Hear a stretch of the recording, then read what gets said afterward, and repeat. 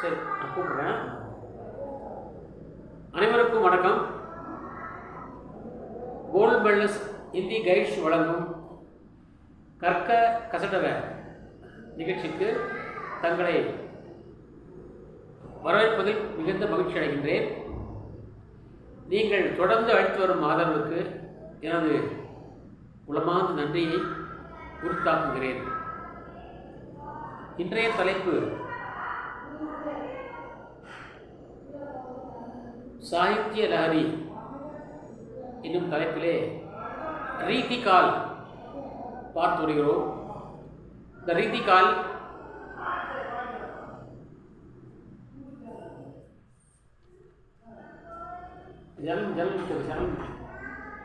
ரீதிகால் பிஹாரி அவளை பற்றி நாங்கள் தொடர்ந்து பார்த்து வருகிறோம்.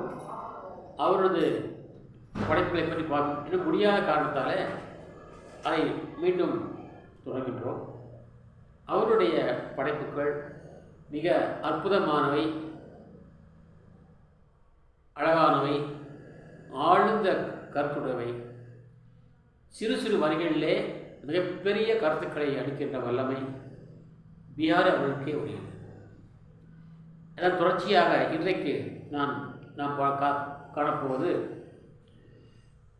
கோபு கோட்டி சங்கிரகோ, கோபு கோட்டி சங்கிரகோ, கோபு லாக் ஹசார், கோபு கோட்டி சங்கிரகோ, கோபு லாக் ஹசார், மோ சம்பத்தி ஜதுபதி சதா, மோ சம்பத்தி ஜதுபதி சதா, விபத்தி விதாரன் ஹார், विपत्ति विदारन हार, मो संपत्ति जदपति सदा, विपत्ति विदारन हार.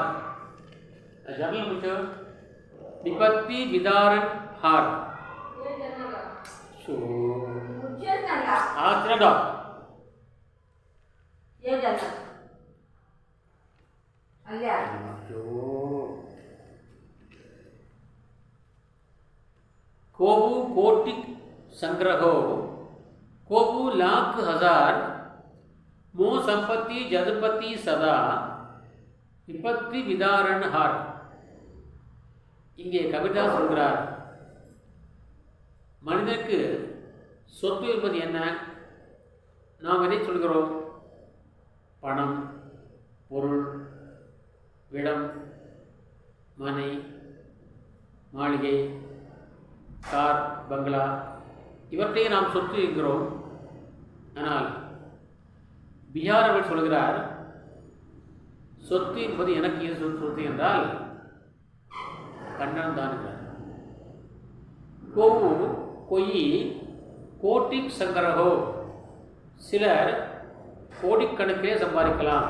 கோட்டிக் என்றால் கரோடு ரூபாய், கோடிக்கணக்கிலே சம்பாதிக்கலாம். கோவு லாக், சிலர் लक्षम संपादिकलाम. और कोई हजार आयरम संपादिकलाम. कोई करोड़ों रुपये कमाता है, कोई लाखों रुपये कमाता है, कोई हजार रुपये कमाता है. लेकिन मो संपत्ति सदा, मेरे लिए संपत्ति क्या है, कौन है? जदुपति है. जदुपति का मतलब यादवों का पति, यादव कुल का पति श्री कृष्ण ही मेरा संपत्ति है. कृष्ण की मेरे लिए संपत्ति है और कोई संपत्ति मेरे लिए नहीं है. क्योंकि विपत्ति विदारण हार, अगर मुझे कोई मुसीबत आए, अगर मैं किसी प्रकार की मुसीबत में पड़ जाऊँ तो मुझे बचाने वाला वही होता है. मुसीबत से रक्षा करने वाला वही होता है, जो कृष्ण होता है. वो कृष्ण ही मेरा पति है, वो कृष्ण ही मेरा धन है, वो कृष्ण ही मेरी सारी संपत्ति है. इसलिए पैसे की अलावा, पैसे की बजाय, धन के बजाय, मकान के बजाय, राज्य के बजाय भगवान की प्राप्ति भक्त के लिए हम जैसे जीवात्मा के लिए बहुत बड़ी संपत्ति है। इसलिए हमें धन संग्रह का त्याग करके भगवान की कृपा को संग्रह करने का प्रयत्न करना चाहिए। இறைவனுடைய அருளை சம்பாதிக்க வேண்டும், அதான் உண்மையான சொத்தை தவிர மாடி மனை கூடம் கிடையாது। और कब को टेरतो दीन है होत न श्याम सहाय, तुम हो लागी जगत गुरु जगनायक जगन्नाथ। कब को टेरतो दीन है, यहाँ पर रहीम बिहारी अवர்கள் बिहारी जी भगवान के प्रति कृष्ण के प्रति शिकायत करते हैं। कन्नने कुறை கூறுகிறார்। कब को टेरतु, मैं कब से बुला रहा हूँ कन्ना, நான் உன்னை எப்போதிருந்து அழைத்து கொண்டிருக்கிறேன், ஆனால் न होता श्याम सहाय, अभी तक तुम्हारी सहायता तुम्हारी कृपा मुझे नहीं हुई, नहीं प्राप्त हुई। நான் பிரகாரமாக உன்னை போட்டுக் கொடுக்கிறேன் கண்ணா, ஆனால் உன்னுடைய உதவி உன்னுடைய அருள் எனக்கு இன்று வரைக்கும் கிடைக்கவில்லை। ஏன் அப்படி? क्यों ऐसा हुआ? तुम हो लागी जगत, तुम भी जगत के आदमी में एक आदमी बन गए हो, நீயும் சராசரி மனிதனாக மாறிவிட்டாயா என்றால், சராசரி மனிதர்கள் அடுத்தவர் துயரத்தை பார்க்க மாட்டார்கள், அடுத்தவர் துன்பத்தை கவனிக்க மாட்டார்கள், தன்னுடைய லாபத்தை மட்டுமே பார்ப்பார்கள், சுய லாபத்தை மட்டுமே பார்ப்பார்கள்। அவர்கள் முழுக்க முழுக்க சுயநலம் உள்ளவர்களாக இருப்பார்கள்। ஆகவே நீ அப்படி இல்லை, தும் ஜெகநாயக் ஹோ, உலகத்துக்கெல்லாம் தலைவன் நீ கண்ணா, நீ உலகத்துக்கெல்லாம் தலைவன், ஆனால் குரு போன்றவன், நீயும் சராசரி மனிதனாக சுயநலக்கார மனிதனாக மாறிவிட்டாயா? உனக்கும் அந்த சமுதாயத்தினுடைய காற்று உண்மையை பட்டுவிட்டதா? நீயும் சாதாரண சராசரி மனிதை போலவே சுயநலக்கார மனிதனாக மாறிவிட்டாயா கண்ணா? நீ அப்படி மாறக்கூடாது என்றால் நீ அனைவருக்கும் குரு, அனைவருக்கும் கடவுள்। ஆகவே நீ என்னை போன்ற ஏழைகளுடைய குறையை செயல்படுத்தி கேட்க வேண்டும், அவர்களுக்கு வேண்டிய உதவிகளை செய்ய வேண்டும்। ஏனென்றால் நீ பக்தவசரன், பக்தர் மீது பாசம் கொண்டவன், அன்பு கொண்டவன், அவர்களை காப்பவன்। ஆகவே நீயும் சராசரி மனிதர்களைப் போலவே சுயநலக்காரனாக நீ மாறிவிட வேண்டாம், நீ விரைவாக என்னை ஆட்கொள்ளப்பா என்று கேட்கிறார் बिहार अवர்கள்। कब को टेरतुम दीन भई, मैं बहुत दीन होकर के, मैं बहुत विनीत होकर के, जितना भी विनीत हो उतना विनीत होकर के मैं तुमको कब से बुला रहा हूँ, लेकिन तुम मुझ पर कृपा नहीं करते हो, तुम मेरी ओर ध्यान नहीं देते हो। लेकिन मुझे ये शक होता है कि शायद तुम भी स्वार्थी बन गए, जिस प्रकार हम जो प्रजा भक्त लोग, सामाजिक जीव इस प्रकार स्वार्थी बने फिरते हैं, शायद तुम भी उसी प्रकार स्वार्थी बने फिरते हो। मुझे शक लगता है, क्योंकि तुमको ऐसा नहीं होना चाहिए, क्योंकि तुम दुनिया के विश्व के गुरु हो और विश्व के नायक हो, विश्व के नाथ हो और गरीबों के सहायक हो। इसलिए तुम स्वार्थी मत बनो, आओ हम लोगों की सहायता करो। इस प्रकार प्यारी भगवान कृष्ण से शिकायत करते हैं और प्रार्थना भी करते हैं कि भक्तों के दुख को हरने वाला, दूर करने वाला ही भगवान होता है, वही गुरु होता है, उसे स्वार्थी नहीं बनना चाहिए। उसके बाद कनक कनकते सौगुनी मादकता अधिकाय, कनक कनकते सौगुनी मादकता अधिकाय, यही काये गौराई जग, वही पाए गौराई। यहाँ कनक का मतलब है सोना, कनक का मतलब है सोना दूसरी बार जो कनक शब्द आया है ना, उसका मतलब है एक नशा पैदा करने वाली एक बीज से तमिल में ऊमतंगाई कहते हैं। एक तो सोना है, दूसरा ऊमतंगाई। ऊमतंगाई ना वो क्या है, कनक से धतूरा, उसको हिंदी में धतूरा बोलते हैं। धतूरे से भी 100 गुनी मादकता अधिक है। धतूरी को जो खाता है वो मादक बनता है, उसे नशा आती है, वो दुनिया की शुद्ध बुद्ध खो जाता है। लेकिन बिहारी कहते हैं धतूरे को खाने पर भी आदमी बेहोश होता है, अपनी जो सही बुद्धि है उसको खो बैठता है। लेकिन सोने को पाने से ही आदमी अपनी सुबुद्ध खो बैठता है। इसलिए हमें क्या करना चाहिए, सोने के प्रति हमारे दिल में लगाव, इच्छा, लालच नहीं होनी चाहिए। कनक कनकते 100 गुनी मादकता अधिकाय। 100 गुनी 100 गुना 100 மடங்கு உமத்தக்காயை விட தங்கத்திடம் 100 மடங்கு மயக்கும் தன்மை அதிகம்। मादकता अधिकाय यही खाए बौराई जग। इसको खाने से ही आदमी पागल बनता है। इसको खाने से ही, धतूरे को खाने से ही आदमी उन्मत्त होता है। உமத்தங்காய் என்பதை சாப்பிட்ட பிறகுதான் மனிதனுக்கு மயக்கம், போதை வரும், மயக்கம் வரும், பைத்தியமாவான்। ஆனால் தங்கத்தை கையிலே வாங்கினாலே போதும், அவனுக்கு மயக்கம் வந்துடும், போதை வந்துடும், தன்னை மறந்து விடுவான், பைத்தியமாகி விடுவான்।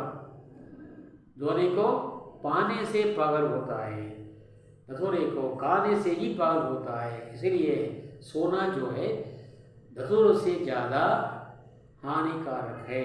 इसलिए हमें क्या करना चाहिए, सोने की जो इच्छा है, सोने के प्रति जो लालच है, उसे हमें त्यागना चाहिए। कनक कनकते 100 गुनी 100 மடங்கு मादकता अधिकाय मयக்கும் तन्மை அதிகமாகும்। यही इसको खाए बौराई जग। दुनिया खाने पर ही पागल बनता है, उन्मत्त होता है। लेकिन सोने को पाए बौराई, पाने से ही वो पागल बनता है। इसलिए हमें सोने के प्रति लालच नहीं करनी चाहिए।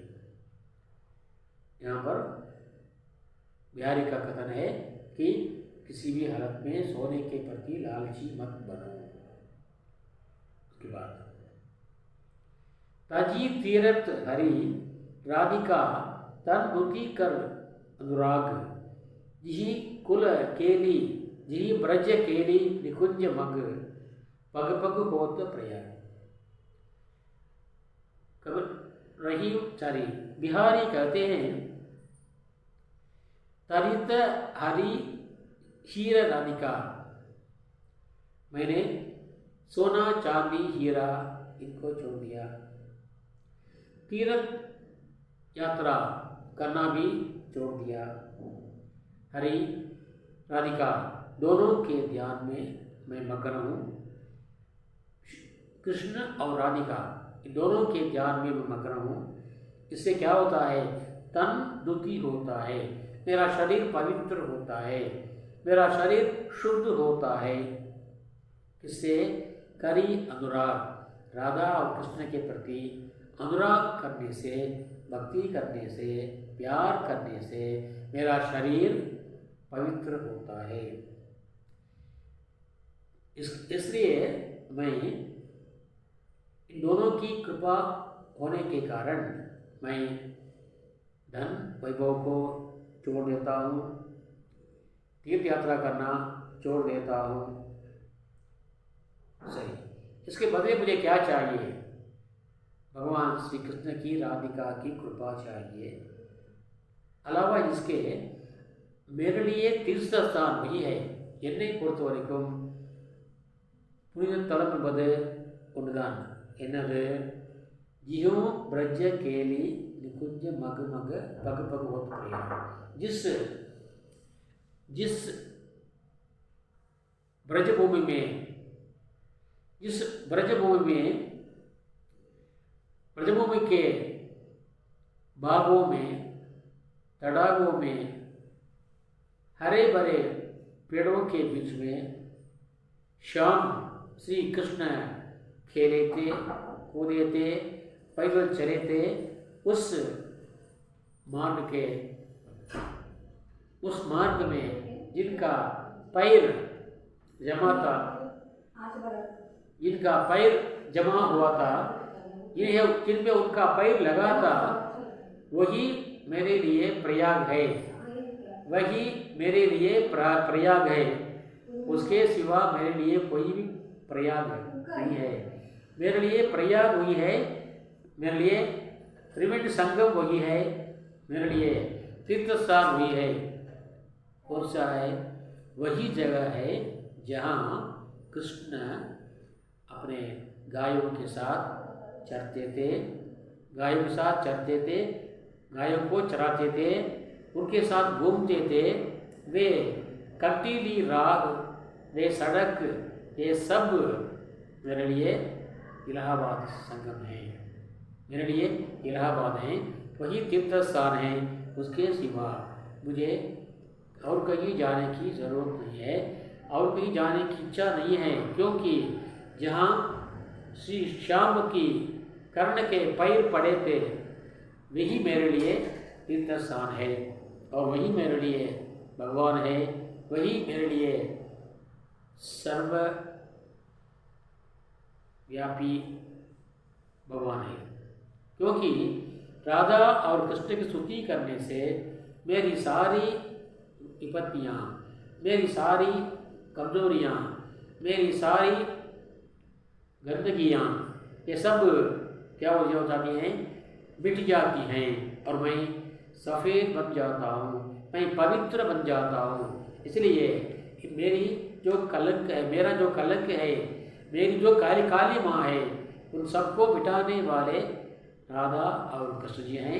और राधा और कृष्ण जहाँ जहाँ जिस उद्यान में, इस वन में, इस मार्ग में अपने पैर रखकर घुमाता, उन जगहों को जाना और उनकी पूजा करना ही मेरे लिए तीर्थ यात्रा करने के समान है।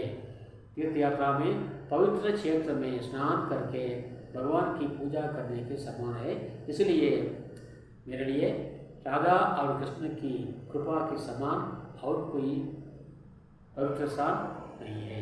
என்னை பொறுத்த வரைக்கும் கண்ணன் அந்த புனித பூமியிலே, பூக்கத்துடைய புனித பூமியிலே எங்கெல்லாம் காடுகளிலும், மலைகளிலும், தோட்டங்களிலும், பூங்காக்களிலும், காடுகளிலும், முட்களிலும் கால் வைத்து நடந்தாரோ, அந்த ஒவ்வொரு அடியும் எனக்கு வந்து இலகாபாதை போன்றாகும், திரிவேணி சங்கமத்துக்கு வர புனிதமானதாகும். ஆகவே எனக்கு அந்த இடம், அந்த கண்ணனுடைய அருள், ராதிகாவுடைய அருள், இந்த மூன்றும் இருந்தால் போதும், என்னுடைய களங்கம் அகன்று நான் புனிதம் பெறுவேன் என்கிறார் தியாரி.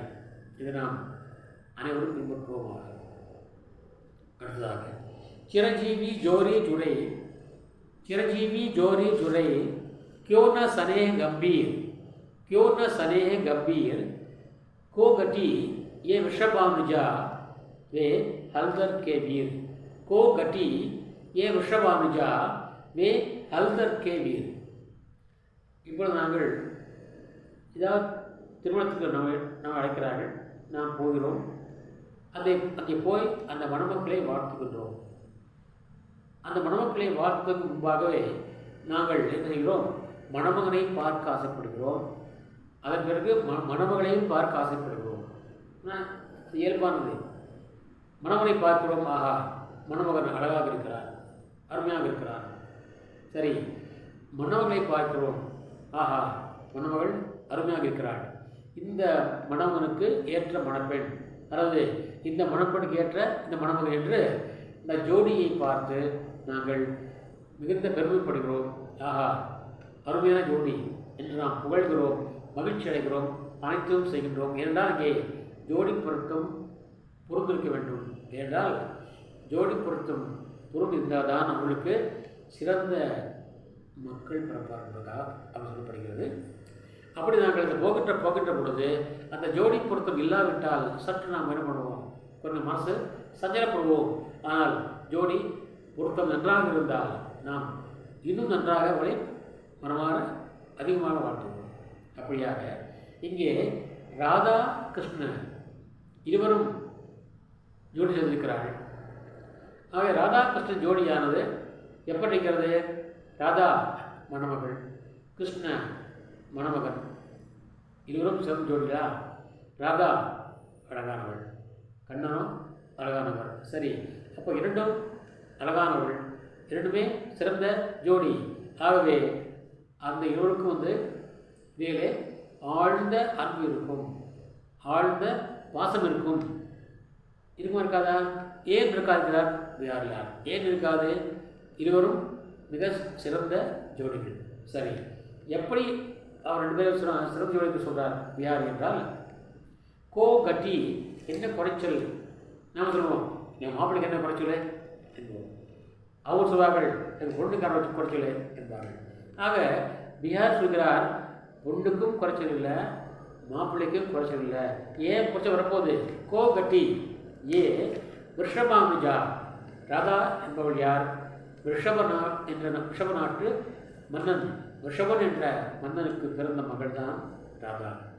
இவள் ரிஷப நாட்டு ரிஷபன் என்ற ஒரு மன்னனுடைய மகளாவாள் ராதா.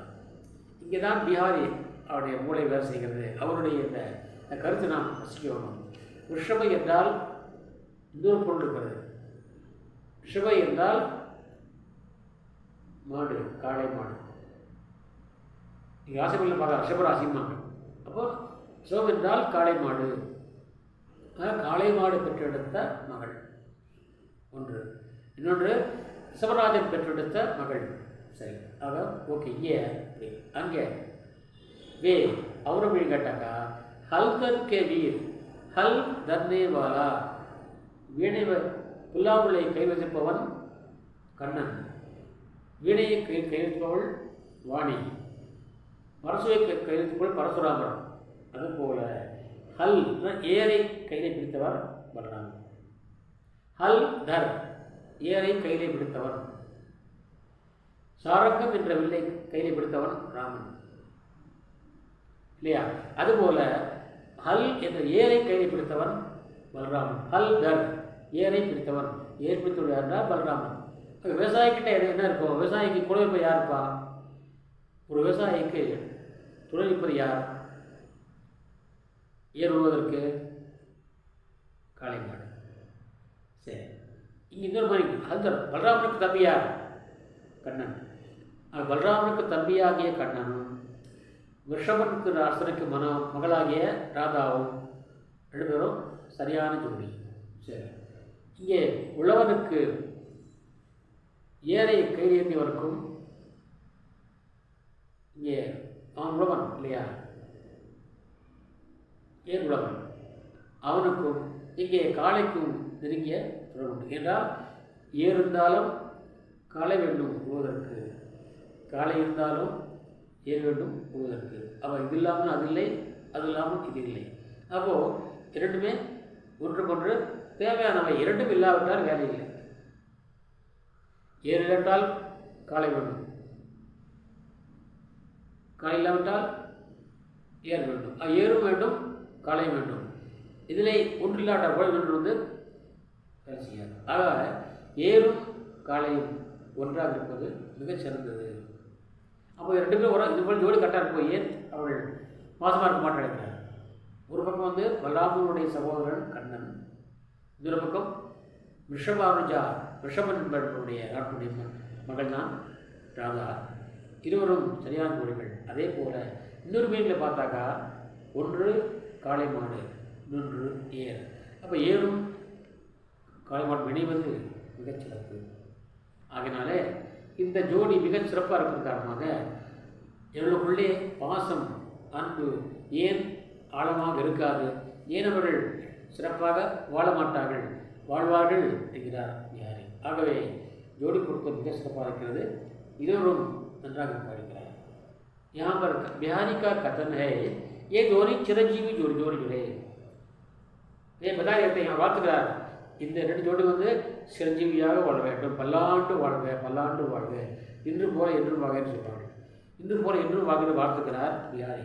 बिहारी कहते हैं ये राधा कृष्ण की जोड़ी जो है बहुत बढ़िया जोड़ी है, बहुत अच्छा जोड़ी है, क्योंकि राधा जो है विश्वभानु की पुत्री है, कृष्ण जो है बलराम का भाई है. और एक प्रकार से जोड़ी है. दूसरी प्रकार से क्या है, हल को धरने वाला बलराम है. हल को धरने वाला कौन है, बैल है. एक तो बैल है और एक तो हल है. हल और बैल दोनों के जो मेल है ना, वो हमारे लिए, किसान के लिए, पैदावार के लिए, कृषि के लिए अति आवश्यक है. इसलिए ये दोनों का मिलन जो है वो इससे दुनिया की भलाई होगी, विश्व का कल्याण होगा. कि दोनों के मिलन से फसल पैदा होगा, लोग अन्न खाएंगे और जीवित रहेंगे. इसलिए ये दोनों की जोड़ी जो है सबके लिए उचित है, वो बढ़िया जोड़ी है. इसलिए ये दोनों जोड़ी चिरंजीवी जिए, वे जुग जुग जिए, चिरंजीवी जिए. इसलिए यहाँ पर बिहारी का ये कथन क्या है, एक ही शब्द का दो मतलब. एक का है ऋषभ अनुजा, ऋषभ की बेटी, दूसरा है ऋषभ बैल. यहाँ पर कृष्ण का छोटा भाई, बलराम का छोटा भाई कृष्ण, और एक हल को धरने वाला. इसलिए यहाँ पर उन्होंने श्लेष अलंकार का प्रयोग किया है बिहारी ने. इस प्रकार बिहारी की जो महिमा है वो वर्णनार्थ से वर्णन के बाहर है. इसके बारे में जितना भी कहें उतना कम होगा. और इन शब्दों के साथ मैं आज का भाषण समाप्त करता हूँ. आज की जो ये साहित्य लहरी खत्म होती है, कल के लिए रश्मि रति जो श्री कर्ण की जीवनी के बारे में बहुत बड़ा महाकाव्य है. वो रश्मि रति में उस जो काव्य जो है सारा का सारा आप लोगों को पढ़ाने वाला हूँ. शब्द पे शब्द के अनेक किसी भी शब्द को मैं छोड़ने वाला नहीं हूँ, क्योंकि हर शब्द मोती के समान है. उस मोती को आप बटोर लें और उसका रसास्वादन करें. ये मेरी आपसे सविनय प्रार्थना है. इन शब्दों के साथ मैं आप लोगों से विदा लेता हूँ. कल आपको अभी निमंत्रण देता हूँ, कल जरूर आवे और मेरे साथ मिलें और रश्मि रति का रसास्वादन करें. तब तक के लिए आपसे विदा लेने वाला அதுவரைக்குமாக உங்களுடைய உங்களின் ஆர் சுந்தரராஜன். இப்போ நன்றி, வணக்கம், धन्यवाद.